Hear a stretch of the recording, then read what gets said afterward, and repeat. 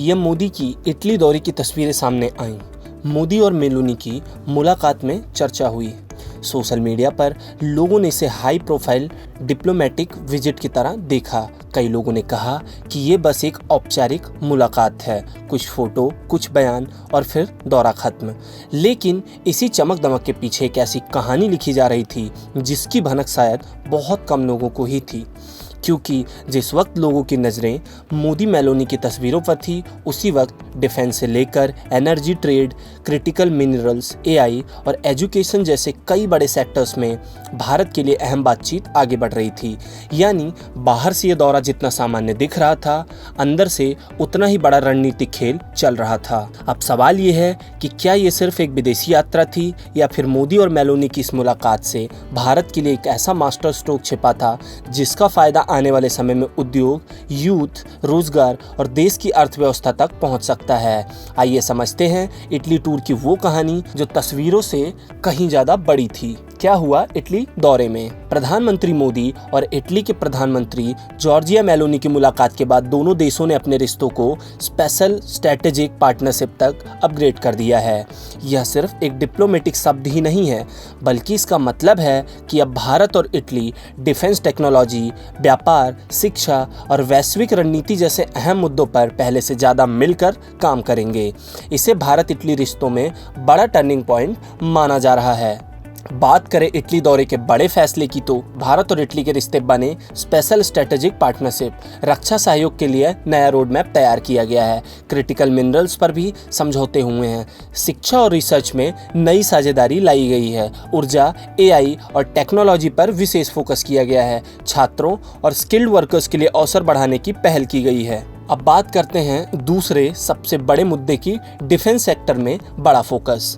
इस दौरे में रक्षा क्षेत्र पर खास जोर दिया गया है। दोनों देशों ने डिफेंस उपकरण, नई टेक्नोलॉजीज, को प्रोडक्शन यानी मिलकर निर्माण करने जैसे मुद्दों पर बात की है। अगर यह योजनाएं जमीन पर उतरती हैं तो भारत में रक्षा उत्पादन बढ़ सकता है, विदेश तकनीकी आ सकती है और मेक इन इंडिया को मजबूती मिल सकती है। इसका फायदा रक्षा कंपनियों के साथ साथ रोजगार के रूप में कई युवाओं को भी मिल सकता है। बात करें किसको फायदा हुआ, तो इंडियन डिफेंस कंपनीज को इसका सबसे ज्यादा फायदा होगा। मेक इन इंडिया सेक्टर को बढ़त मिलेगी, युवाओं के रोजगार के अवसर बढ़ेंगे। बात करते हैं अगले मुद्दे की, क्रिटिकल मिनरल्स पर खास डील।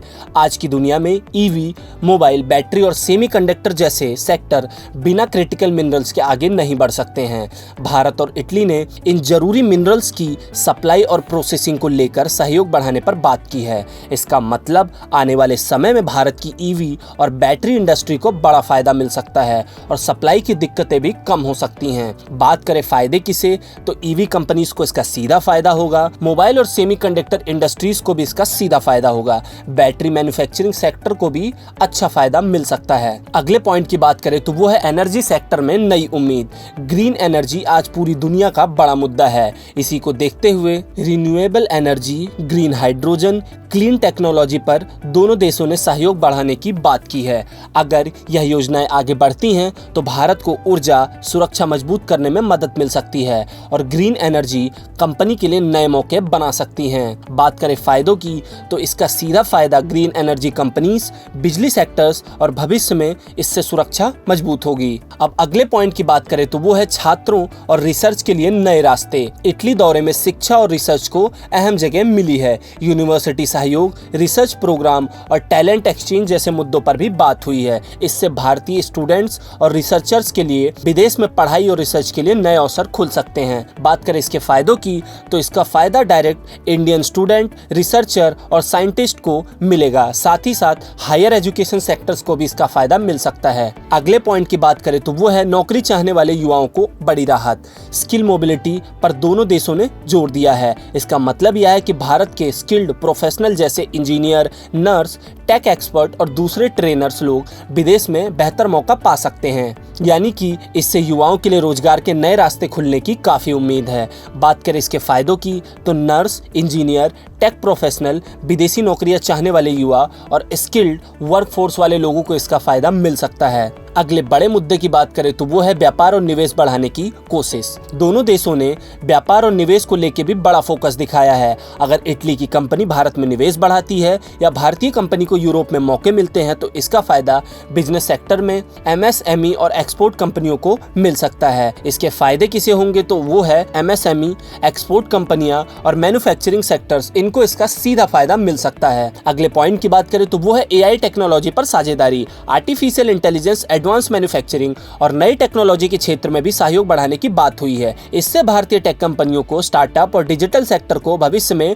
नए मौके मिलने की बहुत बड़ी उम्मीद है। बात करें इसके फायदों की तो इंडियन टेक स्टार्टअप्स, एआई कंपनियां और डिजिटल सेक्टर्स को इसका बड़ा फायदा मिल सकता है। अगले मुद्दे की बात करें तो वो है सप्लाई चेन को मजबूत करने की तैयारी। कोरोना और वैश्विक संकट के बाद दुनिया ने समझ लिया है कि सप्लाई चेन मजबूत होना कितना जरूरी है। इसी वजह से दोनों देशों ने जरूरी सामान और इंडस्ट्रियल सप्लाई को सुरक्षित और मजबूत बनाने पर भी चर्चा की है। इसका फायदा मैन्युफैक्चरिंग और इंडस्ट्रियल सेक्टर को भी मिल सकता है। उसके अलावा एक्सपोर्ट सेक्टर और इंडस्ट्रियल प्रोडक्ट्स को भी इसका फायदा मिल सकता है। अगले पॉइंट की बात करें तो ग्लोबल रणनीति के साथ आगे आने की कोशिश। इंडो पैसिफिक, वैश्विक सुरक्षा और अंतर्राष्ट्रीय मुद्दों पर भी दोनों देशों ने रणनीतिक तालमेल बढ़ाने की बात करी है। इसका मतलब है कि भारत की विदेश नीति और वैश्विक भूमिका को भी और मजबूती मिल सकती है। बात करें इसके फायदों की तो भारत की विदेश नीति मजबूत होगी, अंतर्राष्ट्रीय मंच पर भारत की भूमिका बढ़ेगी, व्यापार और सुरक्षा दोनों को ही प्रॉफिट होगा। अब सबसे बड़ा सवाल, आखिर जनता के लिए इसका क्या मतलब है?